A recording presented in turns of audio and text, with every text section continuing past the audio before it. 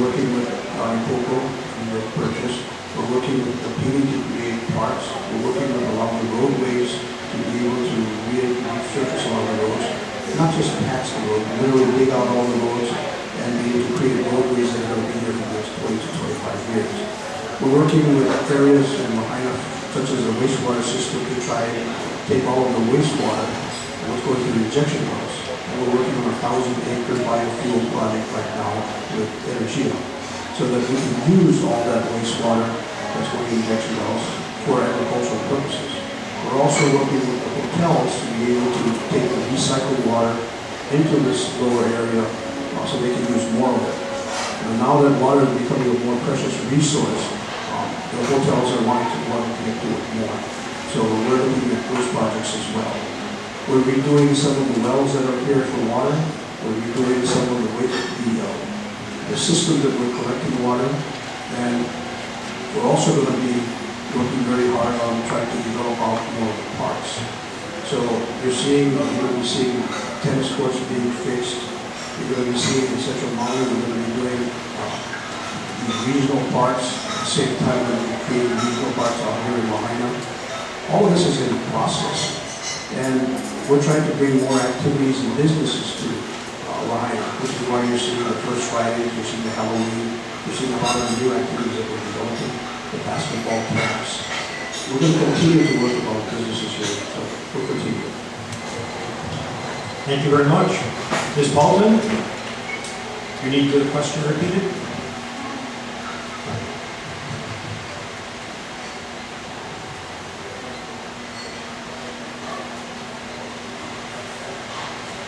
So the question was what types of infrastructure. I think that the budget that is proposed and approved is pretty good. I would invest a lot more in our wastewater infrastructure and our water infrastructure.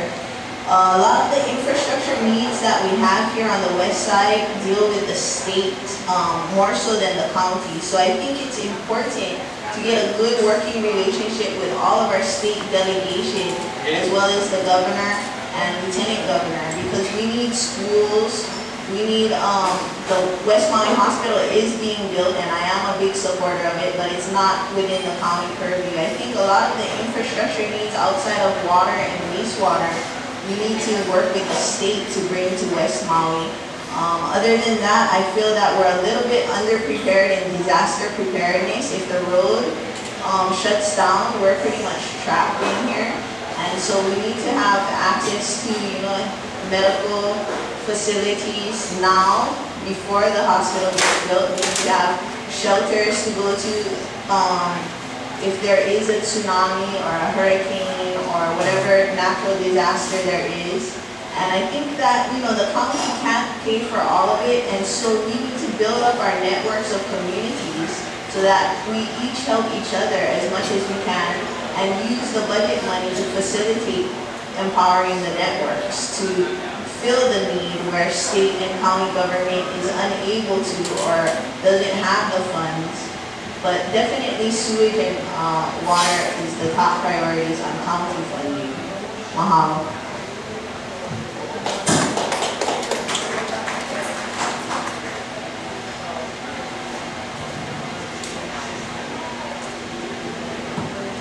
Okay, the fourth question, Ms. Paulton. What role does the county have in creating jobs, and what would you do to promote job growth? It's an excellent question. A big part of my platform is community-based economic development. We're seeing a lot of mainland or out-of-county businesses pop up in Maui County, and that's great. But we really need to encourage community-based economic development that is inspired by the people that live here, driven by the people that live here, and keeps more of the profits in Maui County circulating. There's a negative effect when the profits get sent out of county, but if it stays within our county, it bounces around and duplicates itself. So I would like to see the Office of Economic Development, which is under the mayor's direct purview, go out and work within the community to facilitate the growth that our people would like to see. things like, you know, natural farming and West Maui could really use like a mortuary, things that we need that could be good business for West Maui. And I think that's about it.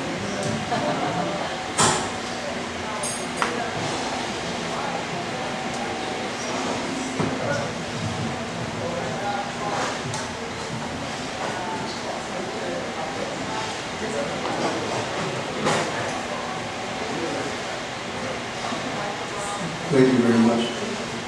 There are a lot of different opportunities to be able to work here with the West Maui. And we've been working with the small businesses to try and create things like the Friday events, the activities that we have in different kinds of events like Halloween, what used to be the Taste of Lahaina, the Plantation Days now. We're working with trying to create opportunities for small businesses. And we also have to work with the hotels and promote tourism. So we're going to the different countries like Korea, China, Japan to try and promote tourism. We put money in our budget, over $3 million every year, to help the visitor industry promote the hotels and businesses here. We also have to work very, very hard to try and recreate what is Lahaina. And one of the concepts that we've been working with and we're trying to put together is to create parking above Lahaina so that we can remove a lot of the parking interior to Lahaina, to parking areas. One of the areas we're looking at is the area by the ship, the old mill. Another is the area by the swimming pool. If we can move parking to either of these areas, then we can create a circular route with our buses to be able to transport workers in and out of Lahaina as well as tourists.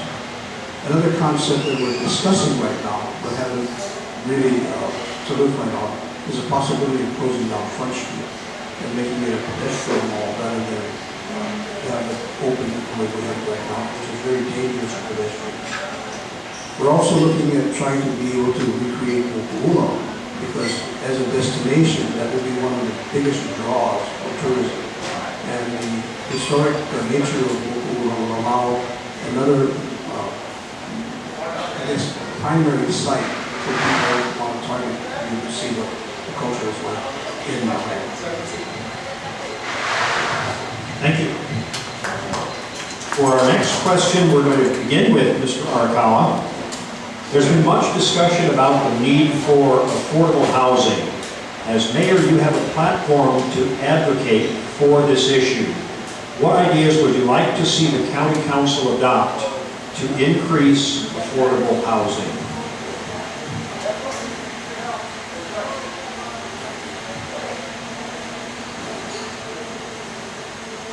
Sorry about that, just waiting for the clock to start. The affordable housing area is one of the most difficult for us to be able to work in. We had affordable housing programs that were working quite well. And the county itself was working on trying to build affordable housing in a lot of different areas, including Lahaina. We worked with Maui to create a lot of seniors housing. And some of the smaller nonprofits are creating individual affordable housing. There are two bills that are in the county right now. The affordable housing bill and the Show Me the Water bill, which basically has discouraged almost all of the major investors from doing affordable housing. And it's doing that because economically it doesn't pencil out. We've been pushing the council to remove or to change the affordable housing bill so that the percentage from 50% goes down somewhere around 20%. We believe that will stimulate the economy and allow developers to be able to work on affordable housing in this area. Now, we also have done market housing, and along Homer Street, the area that's going to be right by the Lahaina Academy, there are projects that will be coming out. There are projects that are in the books, ready to move, that have been stalled because of the Show Me the Water bill and the affordable housing act. Both bills need to be refined, changed so that they're workable. There's nothing wrong with having a bill that requires affordable housing, but it has to be practical. When these two bills were passed, I vetoed both bills. And now that we've had time to be able to see what the actual effect is, I think my veto has been sustained that these are not good bills. The council is working on trying to correct these bills now without help. So So we're trying to work with the development industry to be able to come to some kind of agreement on where those bills should be so we can actually have affordable housing. Thank you. Ms. Paulton, same question?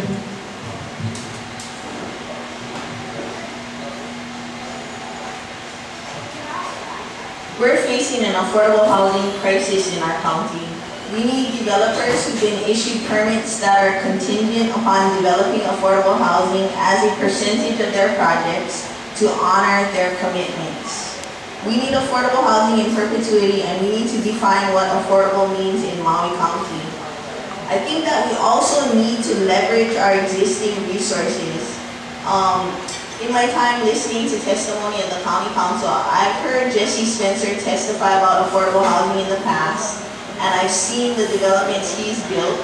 I've had several conversations with his son, Doug Spencer, about affordable housing. Spencer Homes builds some of the best affordable homes in Maui, but it's difficult for them to get permits on the land they own, and it's difficult to get land that is suitable to build on. So I propose using the leverage of this developer being able to do it where other developers have failed, and the commitments made by them to start the discussion urging these developers to honor their commitments. If they cannot, let someone who can do it.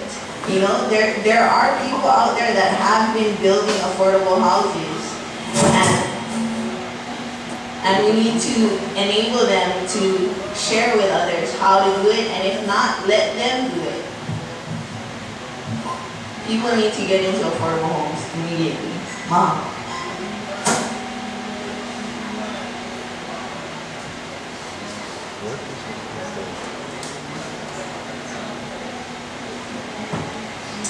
The sixth question, Ms. Kaufman. The county's 2015 budget is nearly $700 million. As mayor, what would you do to see that this money is spent efficiently and effectively?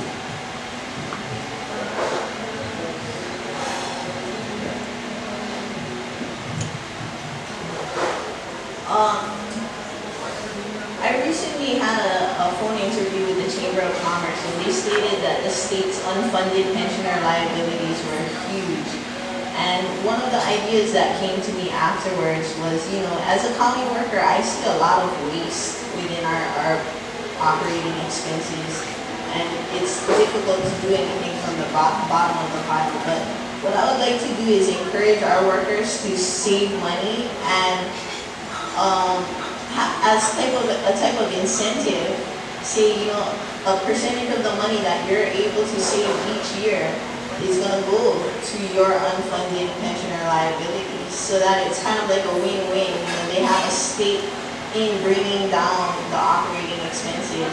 Other than that, you know, there's expenses such as the many lawsuits that we're involved in. The executive branch of government is very large for what we get back from it. You know, so those are some areas that I would like to cut down. I think that we're doing a lot of to defend ourselves against the Lahaina injection wells. We've already spent about $850,000, which could have been instead put towards the solution. So, you know, fines, lawsuits, try to avoid those types of things. Work within the county government, the actual frontline workers, to bring operating expenses down and have them be a recipient of the benefits of doing that, as well as cutting down the administrative staff from such a huge number to something more efficient and workable. Thank you.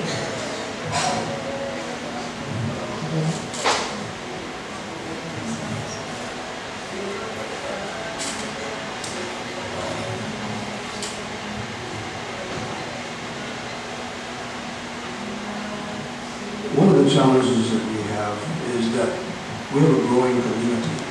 You know, our community continues to grow, and we need to be able to fund a lot of the different programs to be able to keep up with a lot of the maintenance that we have.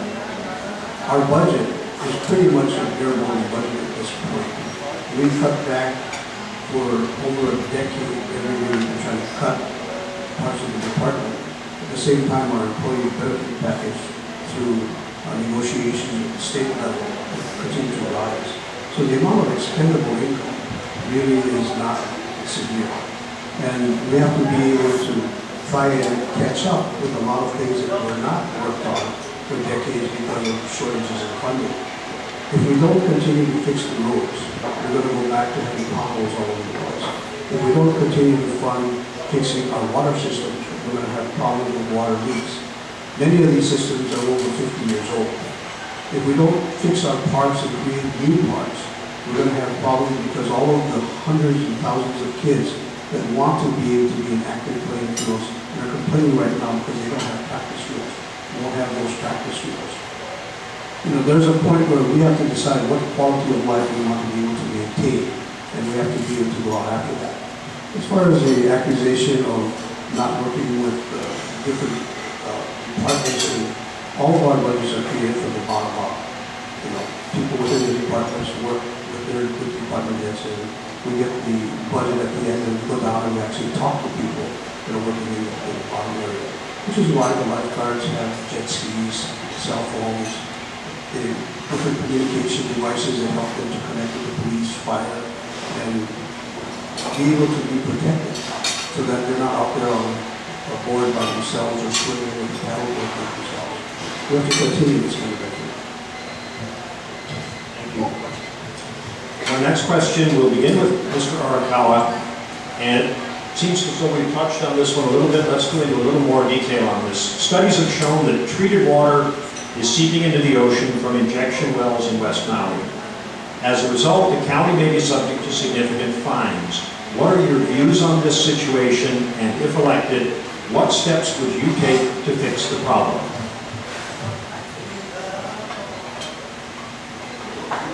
Thank you very much. I actually was a grade 4 wastewater operator, and I ran the county as private supervisor. The county of Maui has been very advanced to almost every other county in the state of Hawaii, indeed the nation, in how we've been handling our wastewater. When we had effluent that was going to the ocean as raw sewage, we were one of the first to be able to go to secondary treatment. And then we're going one of the first to be going to tertiary treatment to be able to clean our water and make it better. Now, injection wells were created time when Rotary first started bringing it up, and that's been a system at disposal. What we are working on is trying to create in Lahaina a 1,000-acre farm to be able to take that effluent and now put it to agricultural use, as well as put it to the hotels and be able to use the water at the hotels. But that being said, anyone can say, well, we need to do this, but it takes time to be able to get any of the corrections that are necessary. You cannot just automatically stop the process and then start a new process and expect to be able to get all the proper permits, to be able to get all the proper arrangements, put in the pipelines that are necessary, to be able to get contracts for the properties that they're going to be able to create the agriculture with, be able to get the contracts with the hotels and the agreements with the hotels. You know, a real manager there understands that there are a lot of complications that go with trying to achieve anything. At the same time, we are having to deal with EPA and the courts and trying to be able to mitigate a lot of the potential fines that we may have. And the way to do it is to have to come up with solutions, like doing irrigation for 1,000-acre ag farm. So we're doing what we can to try and mitigate a lot of this area. And we will continue working in this area because it's necessary. Now the treatment system itself, all of the different areas within the treatment plants have undergone upgrades. And periodically we put in different kinds of systems to be able to treat the water. And thank you. Ms. Bolton.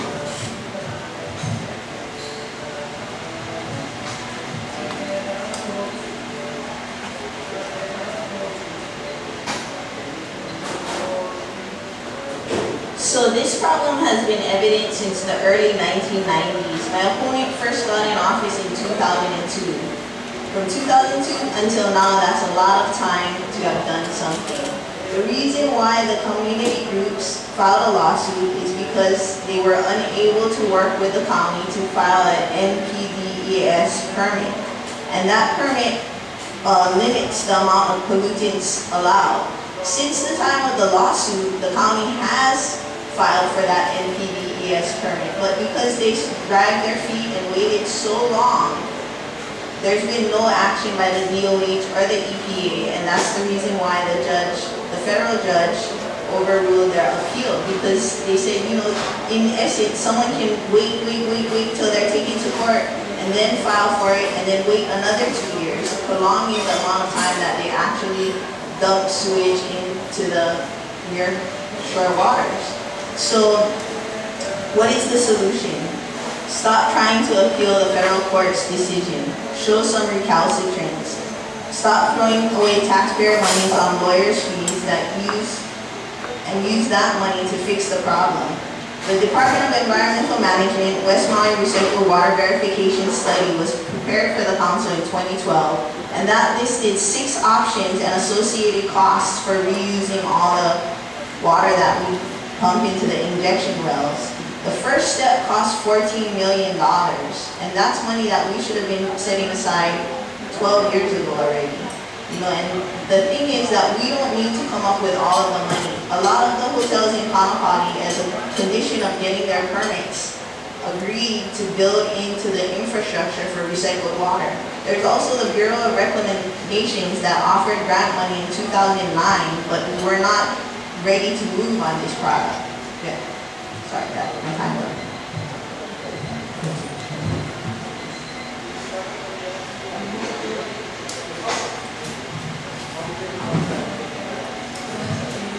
Ms. Powell, given the size of the county budget and staff, county department heads play critical roles in the successful operation of county government.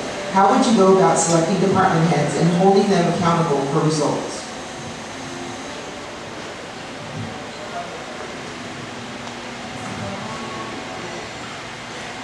The department heads pretty much run the county, and we need to have experienced, hardworking, qualified, unbiased people in those positions.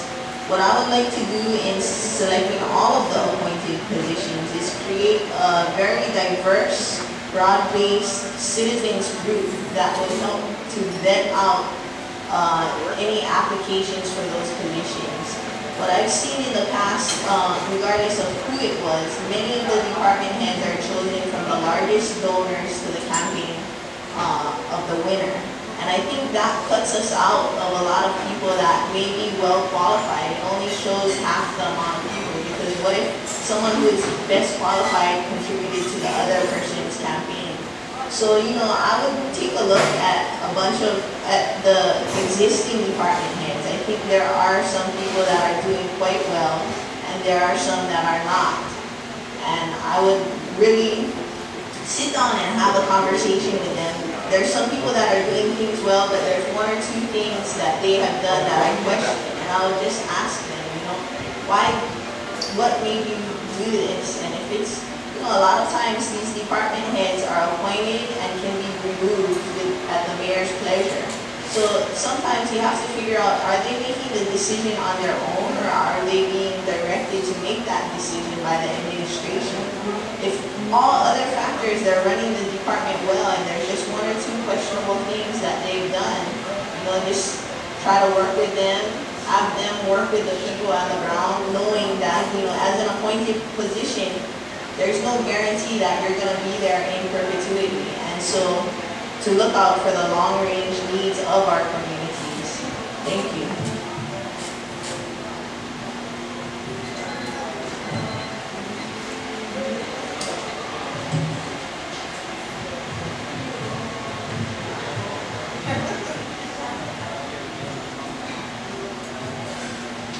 One of the most critical aspects of being is to be able to develop a working staff that you can really trust to be able to carry out what needs to be done, that have the experience and the capability of doing what needs to be done.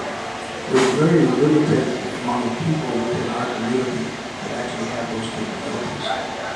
I would never go to a citizens committee that doesn't understand how the departments work, because if you don't understand how the departments work, you're never going to get people in positions that really know what the qualifications need to be. Certain areas you need to be able to have good engineers, certain areas you need to have good business management. So you have to be able to can select your staff among people that really have the qualifications to be able to do it.